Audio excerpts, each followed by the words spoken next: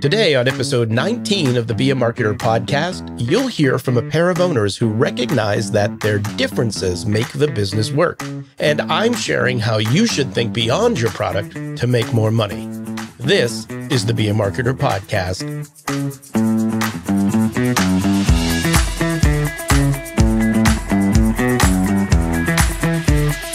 Be a Marketer. My name is Dave Charest, Director of Small Business Success at Constant Contact, and I've been helping small business owners like you make sense of online marketing for over 16 years.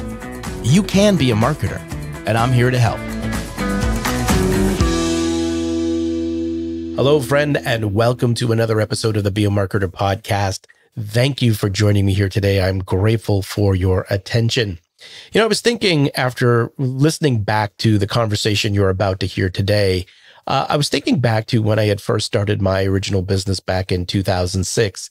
I really had no idea what I was doing when I started my business, but I always found myself, learning and searching and looking for information that could help me kind of get to those next stages that I needed to get to. And I was fortunate enough along the way to find a mentor that provided me with a way to think about the different ways that I could actually make money through what it was that I was doing. And oftentimes when we have a product or service, for example, we think of that as the only way, right? How do we sell more of that product or service? But the reality is, if we pay attention to what we're learning along the way and how we're building and growing that business, you can actually make money in a couple of other ways as well. You can start thinking about what it means to be a consultant, of course, to other people that may be looking at what it is that you're doing and trying to do something similar.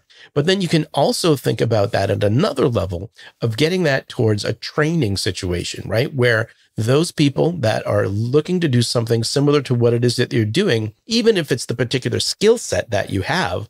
And you see this many times today with businesses that offer training courses and things like that that show you how to do something and achieve similar levels of success if you implemented the things that people have taught you.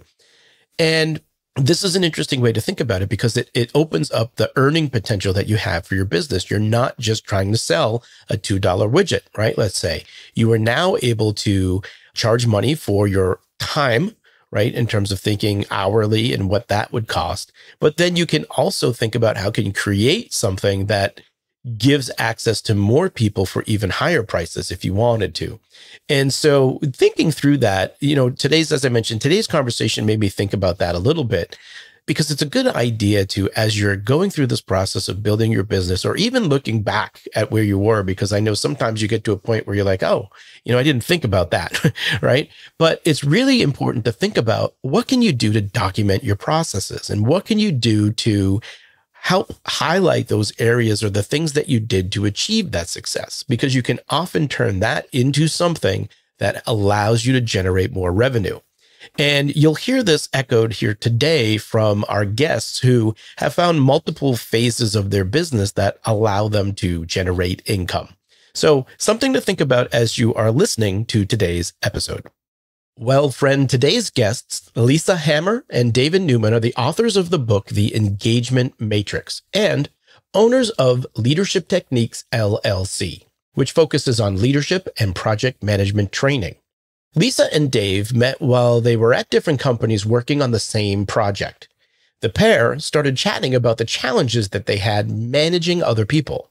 Now, these two certified project managers started exploring these challenges further and brought a group of people together to talk about how they handled personnel issues. Now, throughout the day, many people said that no tools or processes were available to help them with these challenges, but both Lisa and Dave knew better. At the end of the session, a couple of people independently approached them and said, "You two are so passionate about this. Why aren't you teaching it?" Lisa and Dave looked at each other and said, "Why don't we teach it?" Things eventually got to the point where they had to either go full-time or stop. And so over 13 years ago, they took the plunge to start Leadership Techniques. Now, one of the things worth paying attention to here is how well Lisa and Dave complement one another. And although they may be exact opposites in terms of personalities, the two clicked in terms of their philosophy and how they wanted to help people. So let's pick up the conversation with Lisa's response when someone asked about the business's mission statement. And we said we want to make the world a better place. And, someone looked at us and said, that's a pretty lofty goal for a 2-person company. And we said, yeah, but every little thing helps. You could do it one step at a time. And so we saw the results. We started teaching and we had people come up to us and say, I loved what you showed us today. I'm going to try it in the workplace. And they'd come back to us weeks or months later and tell us how it's helping them. It's reducing stress. It's making their company more efficient. It's helping with their personal life. Just couldn't be any more rewarding. Dave, on the other hand, believed in it all along, right, Dave? Yeah, that's true. I told her from the first time we did a class that we would be eventually and that we were going to go all the way with this. I'm not sure when she started believing that. It sounds like you were pretty confident in it, but did you have any doubts at all? I mean, have you run a business on your own before? Funny you should ask. This is not my first startup attempt.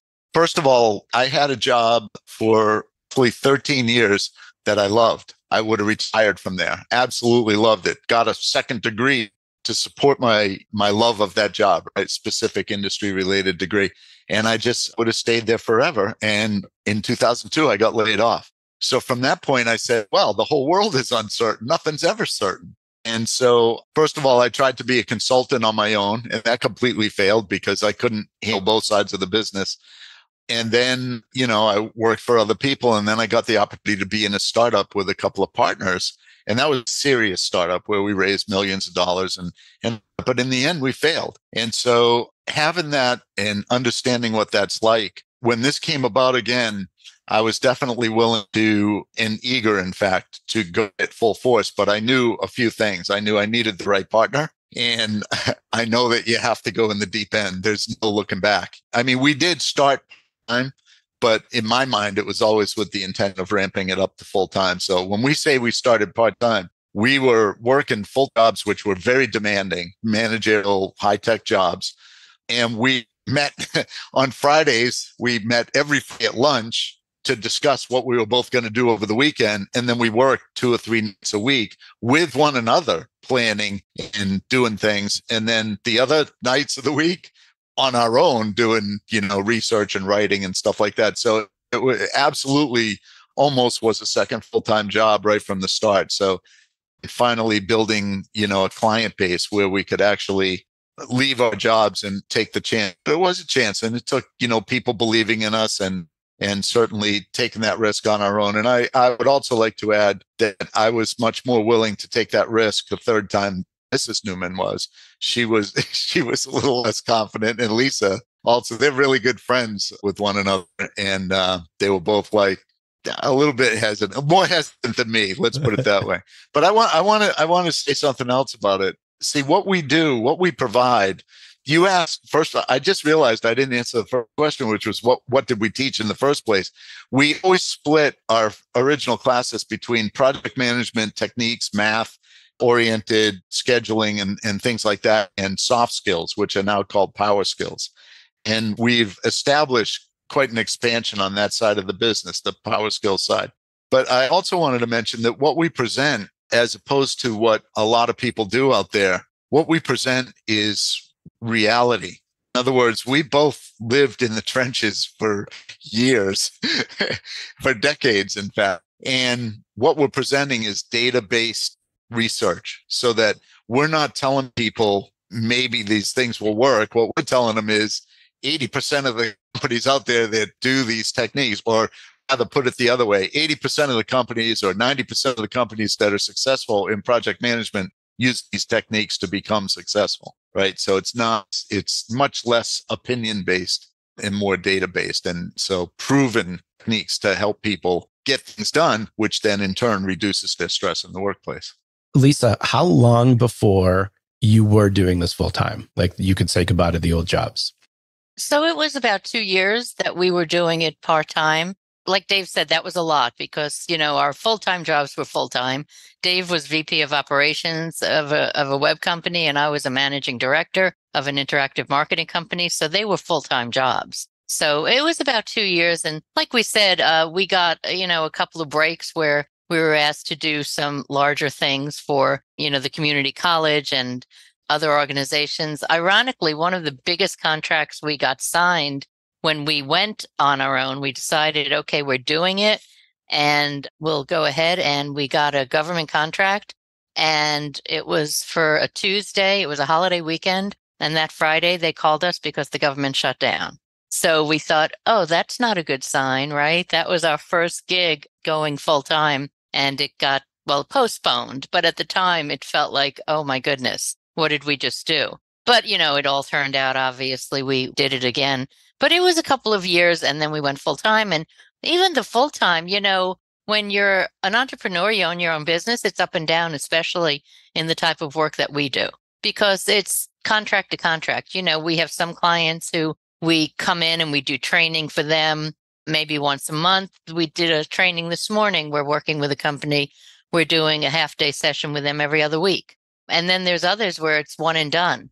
So we might go in one day, teach a class like tomorrow. No, Thursday, we're teaching a class on emotional intelligence. That's a one-day class. And then that's it. So it's always, we're always in the sales mode, always in looking for the next opportunity. And we're happy to say that, so much of it has come through referrals and through prior clients. When you think of where you are now, what we're going 13 plus years now, right? 14 years I guess when you first met each other. Lisa, I'll start with you. What would you say is your biggest accomplishment in regards to the business? I'd say the biggest accomplishment is really making an impact on people's lives. And I really believe that. Like I said, we have so many people who reach out to us on a regular basis who tell us that, what they learned has helped them, not just at work, but at home. When we teach things like this morning, we taught time management. It's not just to use at work, it's to use in everyday life. So I think just that impact, and the fact that we are regularly now at a point where we're just getting so many referrals from, to the point of where we're booking out months and months in advance. I mean, we're right now booked. Knock on wood. Knock on wood. But we're booked now, I would say, every day until at least the end of May, and then some. But, that's quite a bit for a company like ours, because we're really split in three ways. One is when we go into companies and we do classes. Another one is when we do public classes. A lot of people call those open enrollment classes, where we just put out a class and anyone from anywhere could sign up. And then the third thing we do is consulting.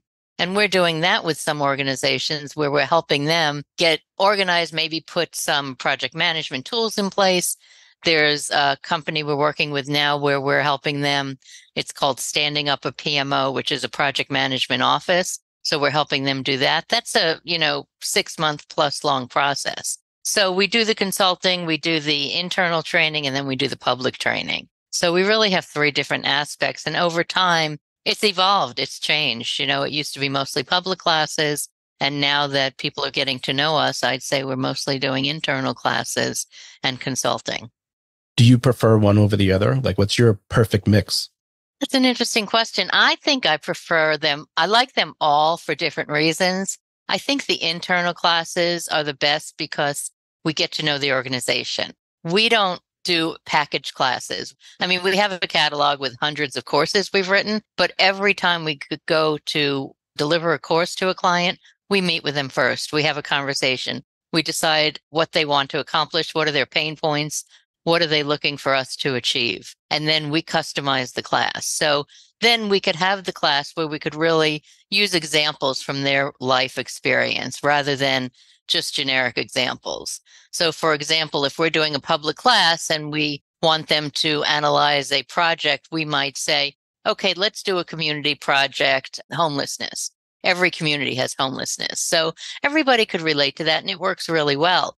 But when you go into a company and you say, what is something going on here? What are one of your problems? They could really give us something tangible that's affecting them.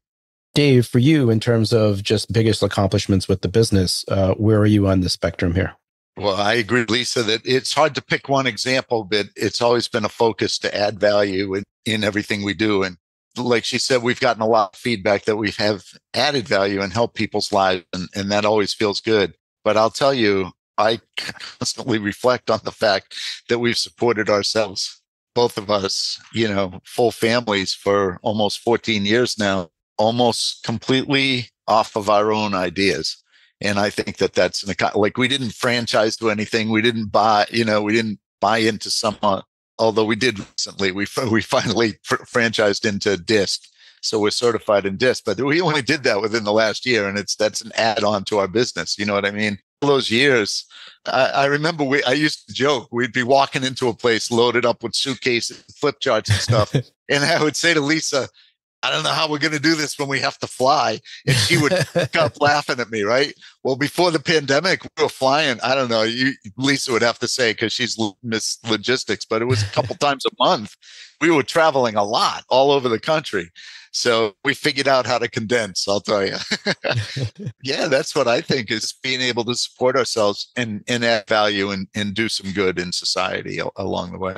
Yeah. No. So Dave, when you think about, you've done this a few times before and, had some things that have kind of failed along the way, how does that accomplishment make you feel? It makes me feel very confident in my abilities. First of all, for anybody else, I'm, getting sort of towards the end of my, don't worry, Lisa, I don't have any plans, but No. Definitely in the final third here, right? Yeah, sure. In fact, the one thing I always say to myself, Dave, is that I wish I had realized 30 years ago how important this would be to me, because I always thought working for other people, doing my job, doing a good job, that's all fine. But I was always frustrated by office politics and things like that. Working myself, we have all the power and control, right? And it doesn't feel like it's about power and control, but the reality, it takes a lot for a two-person company to, for instance, fire a customer. But we've done it. If our values don't match, they don't match. There's been situations where people have said things to us where we're like, we don't have to be treated this way. And we're not going to, I mean, if we can't be respectful with one another, then we're not interested in doing business. So there's that level of control. And there's all a lot of freedom and a lot of creativity. I have to admit that Lisa, I always tell people we're 50-50 partners, and Lisa is 100% in charge. And and she always jokes about the fact that I show up here with 99 ideas a week and stuff like that. And that may be true, but I have a lot more freedom to go forth with ideas, and sometimes she'll hold my feet to the fire and go, okay, good idea, Dave. What's going to be the ROI on this? And, really pursue this and things like that. But as far as creative freedom goes, it's the imagination is the limit here. And I really enjoy that. So I feel great about everything, really. Yeah.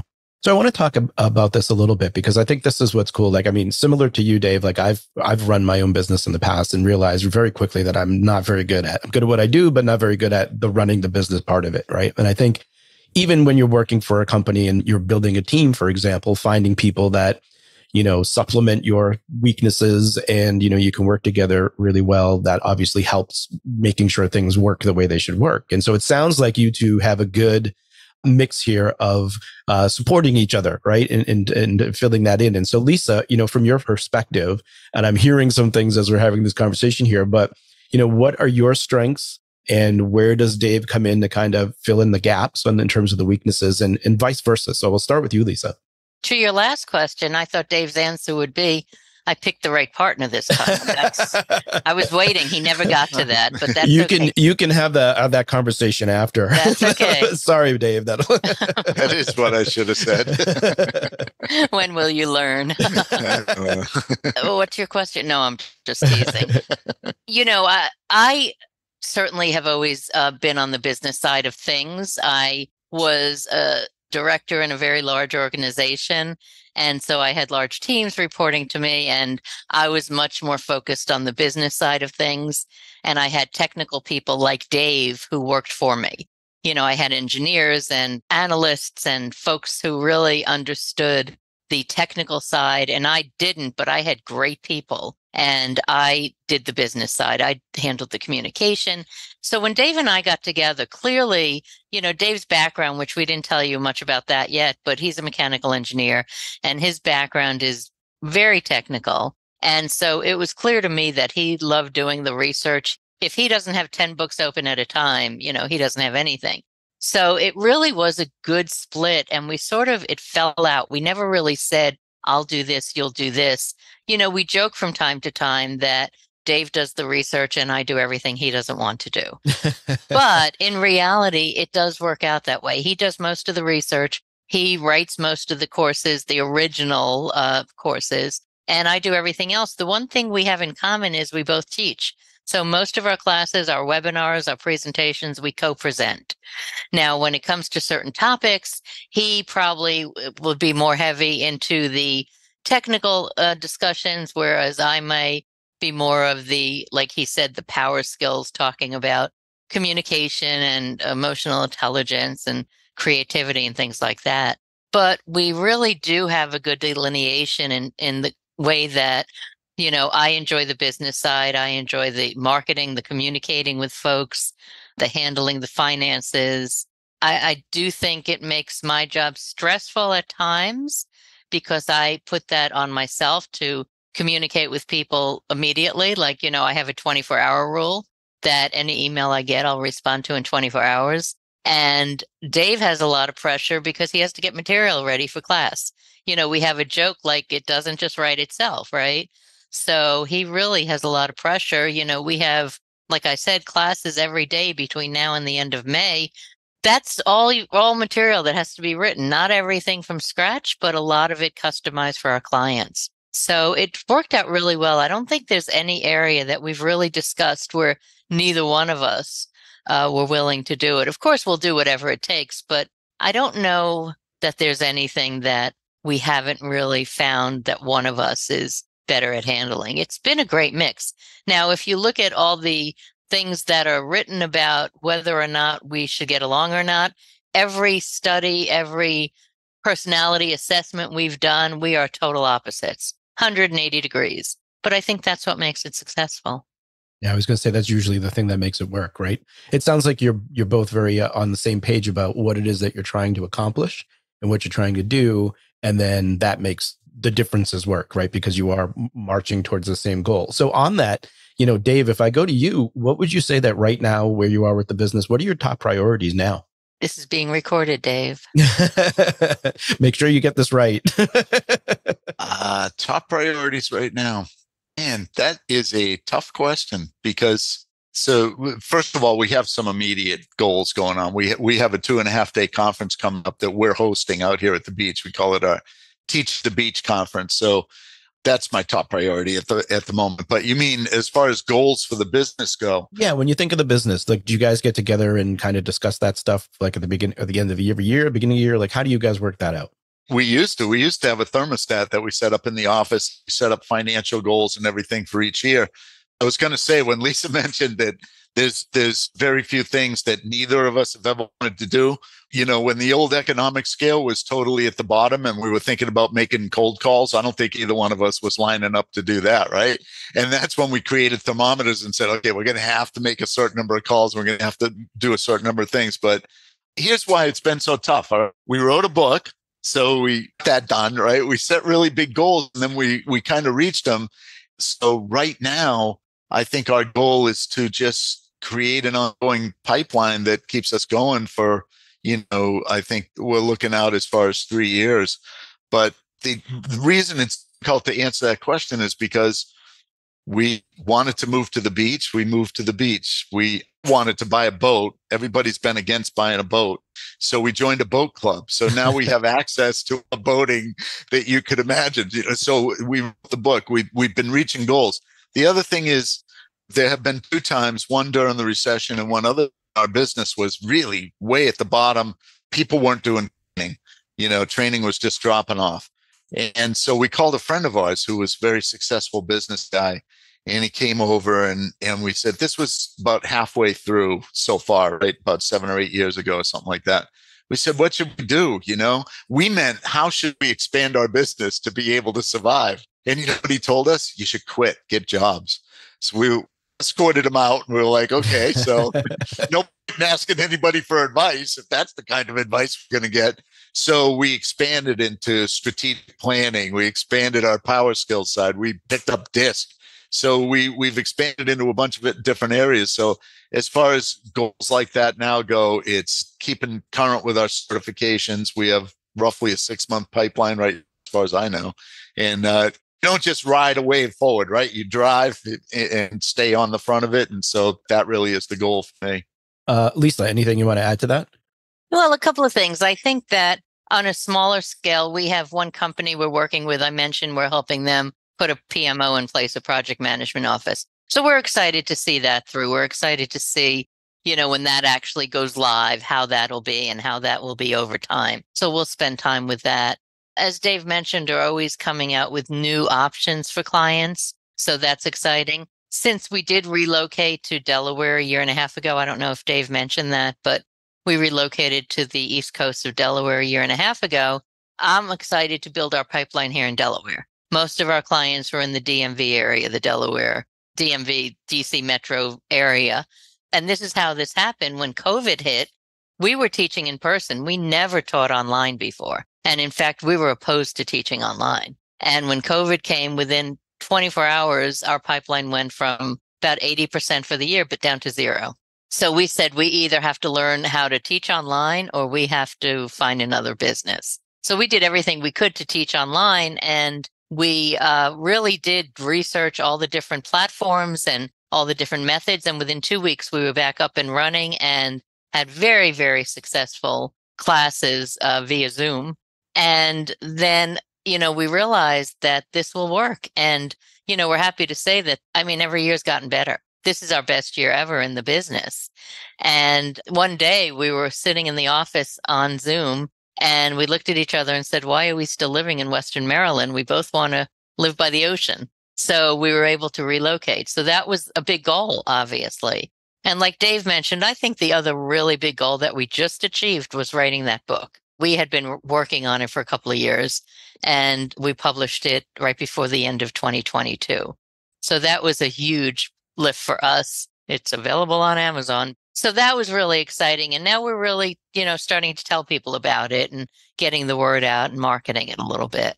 The name of the book is The Engagement Matrix. Dave, you want to hold it up? You don't want to hold it up? I did, but I did hold it up. But I remember this is a podcast. So, we got to say the name, The Engagement Matrix. And we also had the goal of being interviewed by somebody famous. So now we've got that one under our belt as of today. So, it's time. You're right. It's time to set some new goals. A couple of things I want to touch on. So I'm going to start with the book since we're there. Why was that important to you both to write the book? We created the engagement matrix itself as a tool to help people with informal performance management. That's where it begins. And he originally presented that at the University of Maryland back in 2014. Pretty sure it was 2014. And it's been growing and expanding, and we've added on elements over the years and over time presented it. And we had a lot of feedback that it was a very, very useful tool, that people were really finding a lot of, hands-on, being able to go to this reference, being able to use it. We gave out pieces of it as handouts in classes and so forth. And so we really wanted to get it into book form to be able to get it all out there, to be able to explain what this really is all about and in depth, so that in classes, we can introduce the concept of the engagement matrix. And then, depending on the depth of the class, say, there's more information available. Here's where you go. And what it ends up being is 192 actionable options for managers. So they can go right to it and say, this is the situation I'm addressing. Here are some things that I can try. So, it's a lot of research broken down. We put all the references in there too, so that if you want to dig deep and go and find the original stuff on it, you can go right to it and, get whatever depth of information you want. But that's what's important, because everybody's looking. There's so much going on in the workplace. Everybody's looking for, but what do I do right now? I don't have time to go read a book. I don't have time to go to an 8-hour class. I need an answer right now, today. So that's what we wanted to provide. Gotcha. Now, Lisa, I want to follow up on something you said earlier, just in terms of, you were against doing online classes. And then we got into a situation where, you don't have much of a choice, right? And so what was that like for you? Like, just what was going through your mind at that point? Well, honestly, immediately my reaction was, we have to figure out something else to do because we don't want to teach online. We had been asked for years about doing online teaching. And we said, no, we like being with people. We like putting out breakfast. We like, having that conversation by the coffee pot.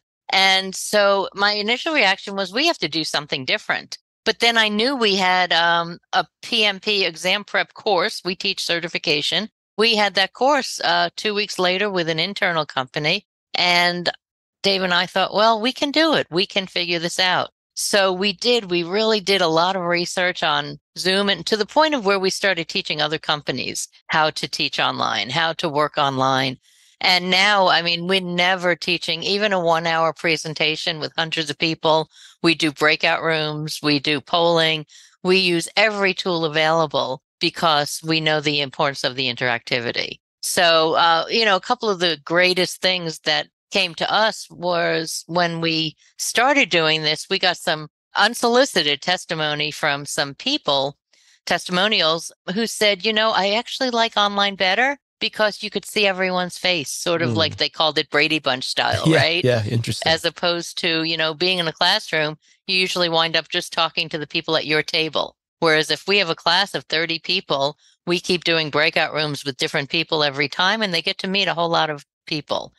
A lot of people also like the fact that they don't have to go anywhere, they don't have to travel. And certainly employers like the fact that they can have their staff from all over the world on a call without having to pay those expenses. So, in fact, we had somebody from Egypt this morning. Oh, wow. Yeah. Yeah. Mm-hmm. Yeah. So I actually, embraced it. And then I really started loving it. And then when people started wanting us to come back in person, I was like, oh my God. But we did. We were in Houston a few weeks ago for the week. And, it was great to be back in person. But there is certainly something to be said for ending the class at 5:00 and being home at 5:02, Yeah. Well, it's amazing that that many of us now really just have this flexibility. I mean, the fact that we're having this conversation now, right, is also amazing, and I think that's really great. So I want to talk a little bit about. I know we've got a little bit of time left here, and I want to start talking about some marketing in general, and then talk about how you're using Constant Contact as well. And so I'd love to start with just what's your point of view on marketing, and by that I mean, are you yes, I love marketing, I hate marketing. Where are you on that spectrum of relationship with marketing? At least I'll start with you. I'm torn. I don't like marketing that's annoying, I have to say. So, when first of all, I like targeted marketing, because when I get marketing and I get an email that says, we know all about your business and we can help your employees with their phone systems, and like, okay, we're two people. You really don't know anything about us. Yeah. So I get very frustrated when I see marketing that they didn't do their homework. I also like to have the ability to not embrace certain marketing, but there is marketing that I feel is great. And I know for our business, and yes, we're going to get into Constant Contact. I know for our business, the marketing is unbelievable in the way it's helped us. I know that if I put out an e-blast in the morning, within 2 hours, we get someone sign up for a class.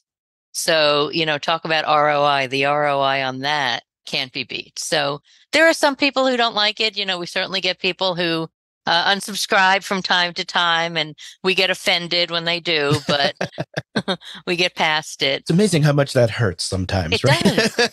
In fact, I showed Dave yesterday, I got the report.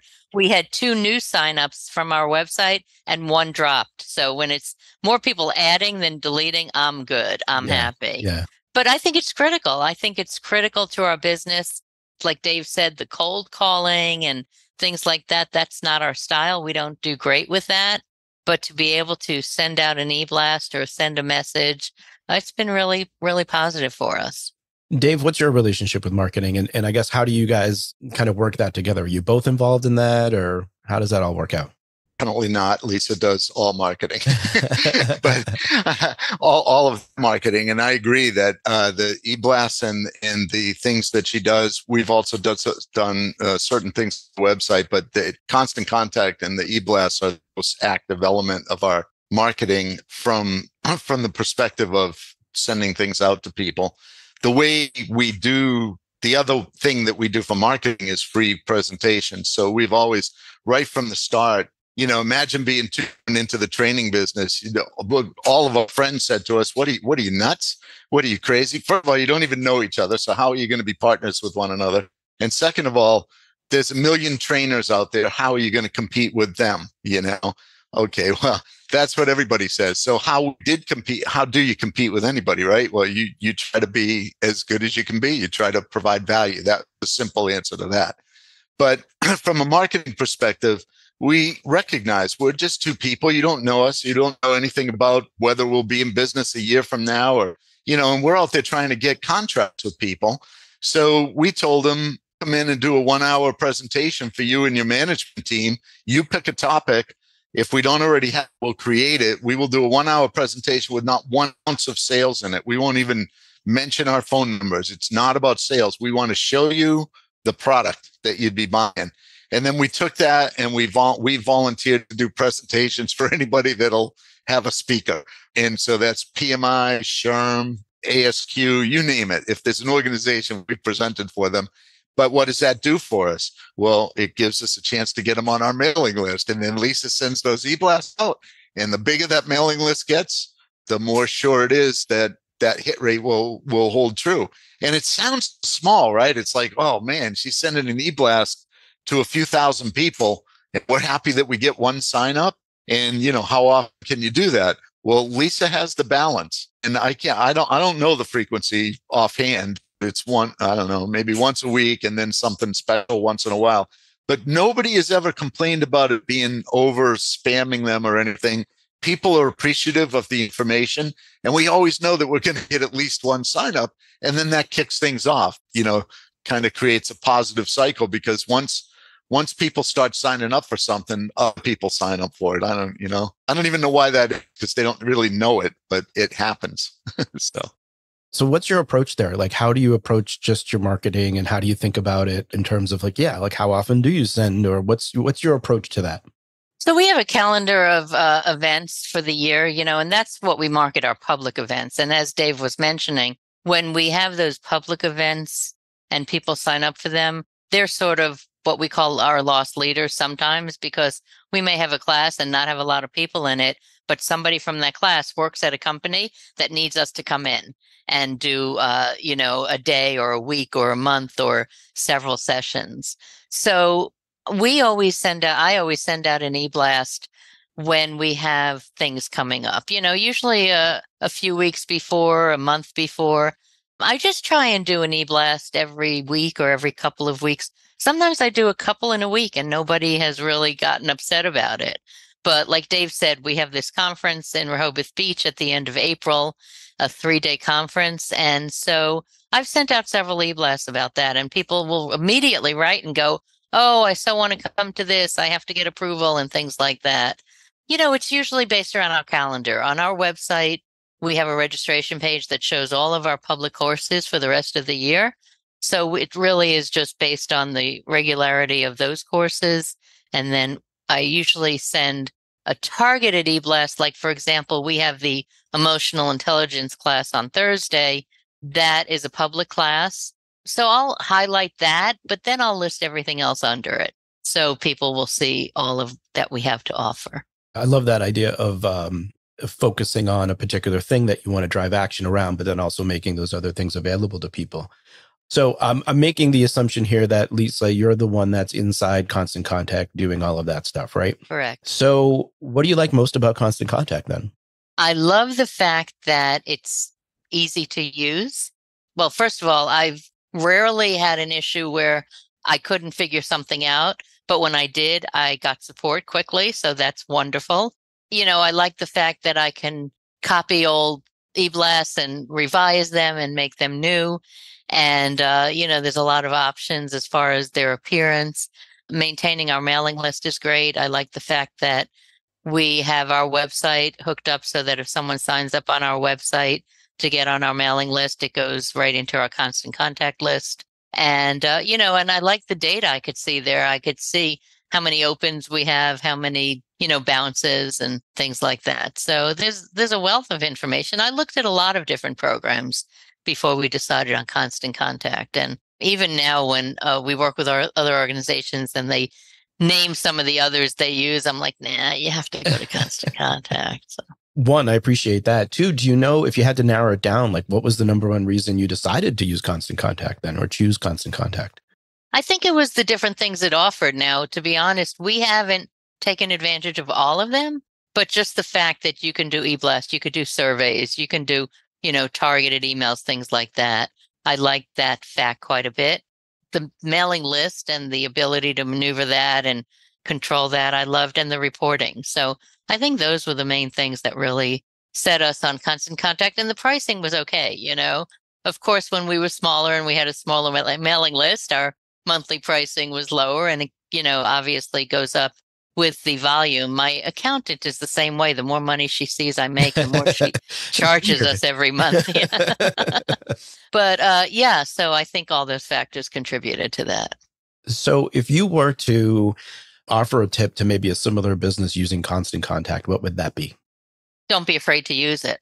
Don't be afraid to use it. I think so many people are. In fact, I was on the board of a nonprofit, and they did events, and they had this policy. They would only send an e-blast out once a month.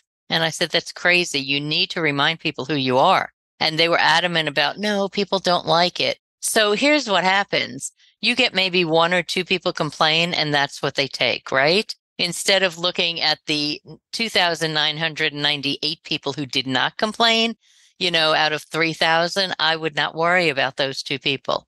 Maybe you do need to contact them and say, hey, sorry, or whatever. But people, and it's the old rule, you could do 99 things right and one thing wrong, and you are going to focus on that one thing. It's the same thing with the e-blast. So we had many organizations. This one board I was thinking about in particular, they were so afraid to do e-blast because a few people, said they don't like getting too many e-blasts. And I just said, you know what? They could unsubscribe. They could delete it. They could have it automatically go into a different folder. There's a lot of things they can do.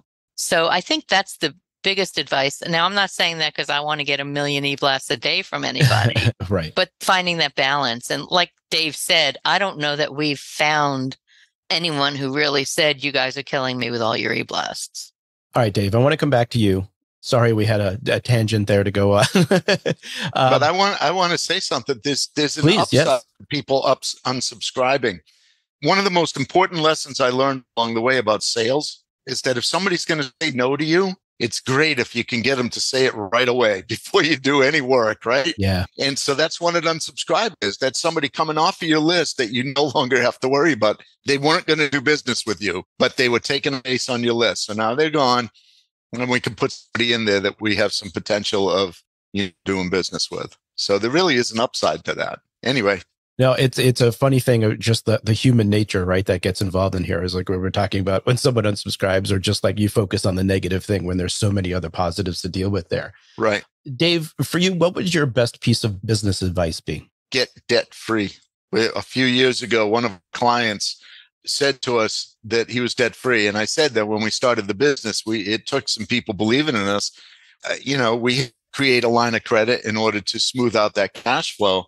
And a few years ago, this friend of ours, or he's a client, he started as a client, now he's a friend, said that it really relieved his mind to be operating his business debt free. And so it's another goal we created for ourselves. And thanks to Lisa, her incredible financial, I'm really being honest, her incredible financial prowess, we've been debt free for quite a while. So it really is a great way it gives you a lot of freedom in business, just like it does in your personal life. Lisa, anything to add there? Well, mine might sound cliche, but I would say do what you love and love what you do. Dave almost daily says to me, I love what we do. And they say if you love what you do, you won't feel like you're working. We don't. We have long days. Many days we're working 12, 14, 16 hours a day because we teach all day and we do webinars at night. But we absolutely love what we do, and we love making a difference. So if you can find something that makes you feel good and makes you feel like you're accomplishing something, it's the best feeling. Well, friend, let's recap some items from that discussion. Number 1, find the right partner. Now, whether you're looking for someone to run a business with or building a team around you, it's important to find people that share your vision but complement your skill set so that you can go further. Number 2, create multiple ways to make money. Now, as I mentioned at the top of the show, look for other ways to make money from your business. Lisa and Dave do in-person private and internal classes, public classes, and consulting. Now, if this isn't something that makes sense for you now, lay the groundwork for the future by documenting processes and lessons learned around your area of expertise. And lastly, focus on a calendar of events. Now, when it comes to marketing, a calendar is often your best friend. Look at what's coming up during the year and schedule communications to spread the word, and fill those gaps with other marketing holidays you may be able to piggyback on. So here's your action item for today, friend. Build your marketing calendar. Now, if you write it down, it's more likely to get done. I'm going to include a link to our online marketing calendar template and marketing holidays list, and a link to a tutorial on how to use the marketing calendar within your Constant Contact account. You'll find both in the show notes. I hope you enjoyed this episode of the Be a Marketer podcast. If you have questions or feedback, I'd love to hear from you. You can email me directly at dave.charest@constantcontact.com. If you did enjoy today's episode, please take a moment to leave us a review. Your honest feedback will help other small business marketers like yourself find the show. Well, friend, I hope you enjoy the rest of your day, and continued success to you and your business.